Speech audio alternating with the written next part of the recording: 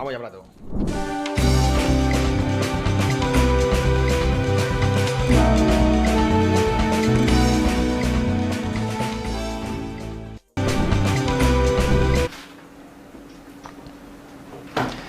Aquí estamos de nuevo en el plató de Más que Mercados en Trading Pro. Van a dar las 5 de la tarde y vamos a empezar con esta sección macro. Hoy además día muy importante, hablaremos de la deuda, del déficit de Estados Unidos. Vamos a hablar de muchas cosas, así que sin más vamos a empezar con el primero de los gráficos que os traigo para hoy. Vamos a verlo en nuestra pantalla. Y vamos a analizarlo para que no perdáis detalle. Como siempre, esta sección está enfocada en análisis económico. Fijaros, aquí lo vais a ver. Vamos a ponerlo en grande para que no perdáis detalle. Quiero que veáis bien esta gráfica. Así la ponemos en grande. Y, insisto, nos dice mucho. Es el ratio oro-cobre. Fijaros cómo está cercano a una zona de miedo. Fear. Ahí lo veis arriba y muy alejado de la zona de complacencia. ¿Qué nos indica el ratio oro-cobre? Bueno, ya sabéis, imagino, que el cobre es un proxy adelantado, un indicador de actividad económica. Por lo tanto, cuando el cobre sube mucho es que, bueno, parece que vamos a ir a una zona, a un momento de auge económico dentro del clásico ciclo. Sin embargo, cuando el oro sube mucho, es todo lo contrario. Se activa como refugio porque hay cierta incertidumbre económica, financiera o en este caso geopolítica, ¿no? ¿Qué tenemos ahora mismo? Caídas del cobre en relación al oro, es decir, parece que los flujos están yendo mucho más hacia el metal amarillo, hacia el oro, y no tanto hacia el cobre. ¿Por qué? Porque esperamos ir a una situación de mucha más incertidumbre, donde el cobre, que es un metal industrial que se utiliza mucho para, en general, toda la industria, la actividad económica, no se está demandando tanto, y sí se está demandando el oro, que no tiene tanta utilidad industrial y sobre todo sí como refugio de valor, bien, también como refugio monetario. ¿Esto qué indica? Que los inversores esperan que estemos yendo ahora mismo, insisto, a una posible fase de recesión económica. De hecho, habéis visto como siempre que este ratio llega a los entornos de fear, de miedo, se da una recesión económica. Yo lo he dicho varias veces. Lo sigo repitiendo. El hecho de que aún no hayamos visto una recesión económica con esta fuertísima subida de tipos de interés, que por lo general cuando se invierte la curva y tenemos los tipos por encima de los niveles del 5%, el indicador ley o el leading nos muestra recesión, siempre vamos a recesión, pero esta vez parece que la estamos esquivando, ¿no? El soft landing famoso de Powell parece que puede estar consiguiéndose. Yo sigo diciendo que no, que la recesión va a llegar, pero más tarde de lo que esperábamos. ¿Por qué? Porque ha habido un tremendo gasto federal, lo hemos comentado, el tercer máximo de la historia, que ha atrasado la inevitable consecuencia, que es que estos 13 años que hemos tenido de burbuja de dinero fácil acaben teniendo, insisto, esas consecuencias. Así que fijaros cómo sigo analizando ciertos ratios que tienen, para mí, mucho argumento detrás y siguen mostrando cómo las cosas, pues las perspectivas siguen siendo malas. El hecho de que no haya llegado una recesión no significa que no vaya a suceder o que no vaya a llegar. Vamos ya con la siguiente de las imágenes, seguimos avanzando en esta sección macroeconómica, aquí lo tenéis. Fijaros, también que interesante, hablábamos de déficit, pues vais a verlo en grande, el déficit de Estados Unidos, como es brutal. Ahí lo tenéis, el tercero más, o vamos hacia el tercero más grande de la historia, un récord. Aquí lo pongo en mi Twitter, Este es un tweet que he puesto hoy, ya sabéis, me podéis seguir en José_Basa, este es mi único perfil válido, tengo algún par de plagiadores por desgracia, me tengo que poner el tic azul, le tengo que dar ahí $200 al señor Musk, lo haré en breves, pero bueno, que lo sepáis, este es mi tweet. Bueno, pues comentaba la barbaridad y qué justificación tiene en este caso este déficit, porque como bien digo, no estamos en época de guerra, no estamos en época de fuerte recesión económica. Bueno, parece que lo único que justifica es que estamos en año preelectoral y Biden quiere atrasar la recesión, cuando ya sean las elecciones que llegue la recesión, porque ya tiene 4 años asegurados el bono de Joe Biden. Así funcionan los políticos, pensando en lo suyo, y desde mi punto de vista es clarísimo que esa es la estrategia. Por eso se está retrasando tanto la recesión, porque básicamente se está pasando a generaciones futuras con una deuda tremenda que se pagará con subidas de impuestos, que se pagará con reducciones del gasto o que se pagará sobre todo, y lo más probable, con inflación. Es decir, imprimiendo más deuda para pagar los intereses de la deuda. Esta es la famosa espiral de deuda en la que, por desgracia, está cayendo Occidente. Bien, y es una de las razones, esto es una teoría neofiseriana, de por qué los altos tipos de interés pueden ser hasta inflacionarios. Porque la ortodoxia económica nos dice que altos tipos de interés enfrían la demanda agregada y acaban venciendo a la inflación. Sin embargo, ¿qué sucede si altos tipos de interés realmente qué implican? Que los bonos pagan, bueno, intereses altos. Por ejemplo, si tú ahora mismo compras un bono en Estados Unidos, como persona, como familia, bueno, te está dando un 5% de cupón anual. Bien, cuando tienes más renta disponible, es una inversión que te está dando rentabilidad y esa rentabilidad la acabas gastando, ¿no?, en la economía real. Y, sin embargo, los costes financieros del Estado también se pagan con emisión de más deuda. Por lo tanto, se crea más deuda para pagar los intereses del Estado y esos intereses el Estado los paga, a su vez, a la sociedad. Por lo tanto, acaba habiendo más renta disponible para las familias. Esto es un poco una teoría neofiseriana que explica que cuando el Estado paga sus intereses emitiendo más deuda, la subida de intereses acaba siendo inflacionaria, porque al final esa subida de intereses acaba llegando a la economía real en modo de cupones a todos los que son acreedores del Estado. Familias, bancos, toda aquella gente que haya comprado un bono, ¿no?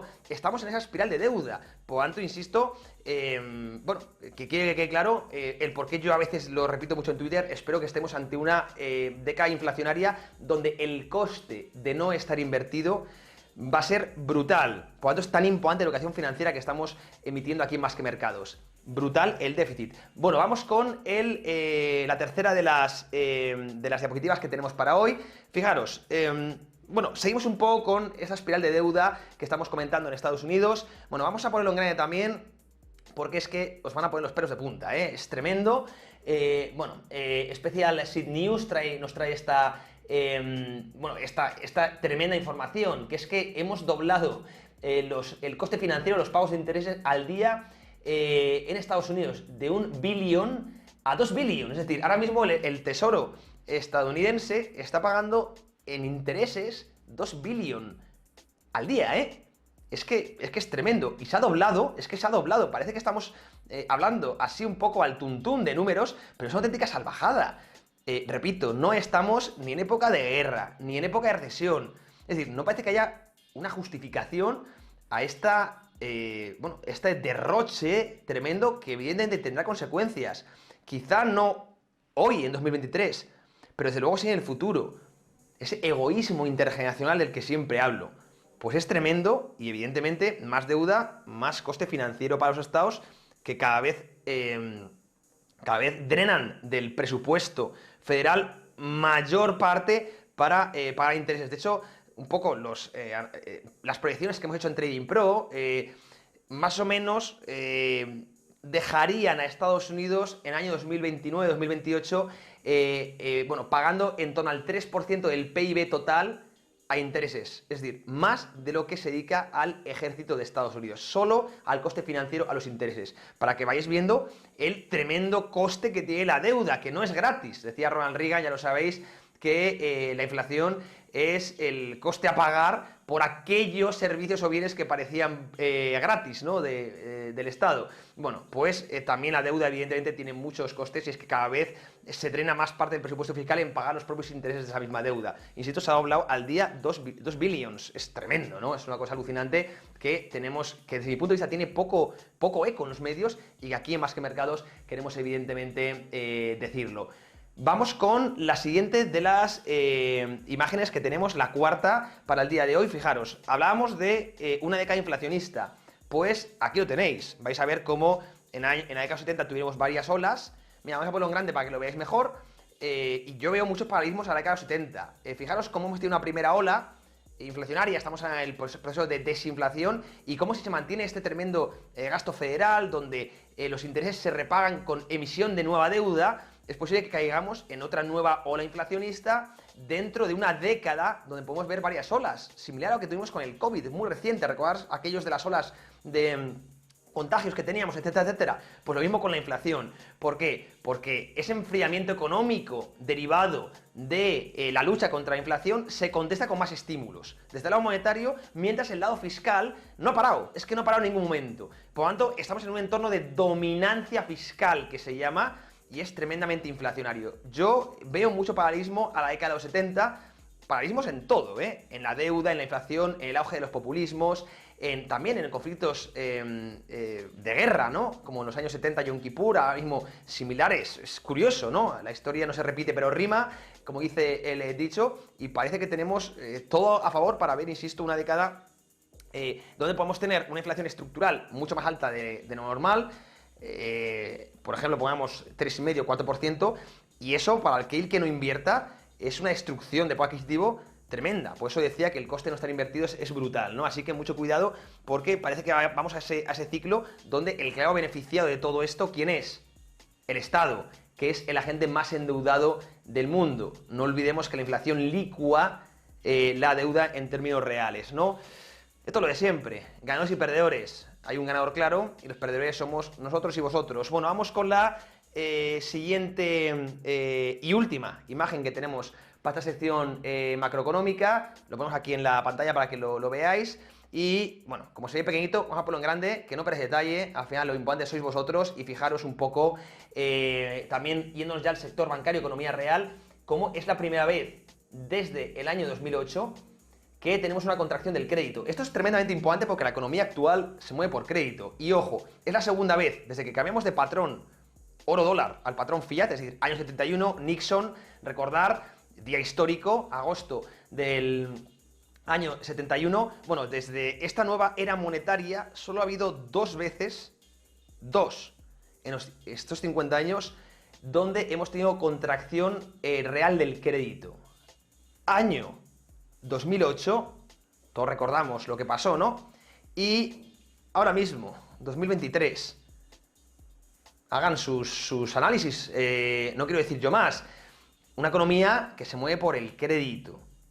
Prácticamente, bueno, el dinero es deuda, ya lo sabemos, y una gran parte de la economía, sobre todo la industrial, es puro crédito, y por eso en el clásico ciclo económico primero solemos ver caída de la parte industrial. Los PMIs ya muestran que la actividad industrial en prácticamente todo el mundo está desmoronada, también China, Occidente desde luego. ¿Por qué? Porque es la que más consume a crédito, maquinaria, bueno, pues también todo el sector de la vivienda, electrodomésticos, automovilísticas, etcétera, etcétera. Y una vez cae toda esa actividad a crédito, acaba por puro multiplicador llegando a la actividad que no se mueve tanto a crédito, ¿no? El ciclo económico de toda la vida, y sabemos que si los bancos cortan el grifo, la economía se para. Bueno, los estados intentando mantenerla por encima del agua a duras penas, gastando, pero sabemos que los estados tienen una ineficiencia tremenda a la hora de asignar activos y que esa deuda además pesa muchísimo, ¿no? Por eso coste financiero que tiene tremendo. Así que todo parece indicar, yo por supuesto me puedo equivocar, pero me gusta ser transparente. Y además me podéis replicar, oye José, creo que no estás de acuerdo por esto y por lo otro. Yo encantado de leeros y de tener un debate sano, siempre que sea sano con todos vosotros, ¿no? Pero contracción del crédito, si yo estoy de económicas, o estoy muy equivocado, o si esto se mantiene, nos va a llevar casi con total seguridad a un ciclo de recesión, que puede ser corto o más largo, pero desde luego un enfriamiento muy fuerte de la economía tenemos que tener, ¿no? Lo hemos visto, lo hemos argumentado. Bueno, lo iremos viendo y contando, por supuesto, aquí en Más que Mercados, en directo. Soy José Basagoiti, es un placer haber estado con todos vosotros. Mañana, 3:30, volveremos a el plató de Trading Pro Más que Mercados. Os mando un fuertísimo abrazo. Chao. Inversión, macro, bolsa, cripto y mercados. En Más que Mercados analizamos la actualidad, las últimas noticias y todos los factores que afectan a tus inversiones. La educación financiera cambia vidas. De lunes a jueves a las 3:30 p.m. hora española, el mejor programa de economía, inversión y trading de habla hispana. Cada día podrás ver la operativa en vivo y en directo. Acompáñanos con la guía experta de José y Álvaro Basagoiti y analiza con nuestros invitados las mejores estrategias de inversión y los portafolios corporativos de su firma. También podrás hacer tus propias consultas sobre acciones y mercados en tiempo real. Únete a nosotros de lunes a jueves a las 3:30 hora española y no te pierdas las mejores entrevistas e invitados. Descubre cómo hacer crecer tu patrimonio de manera inteligente solo en Más que Mercados, de Trading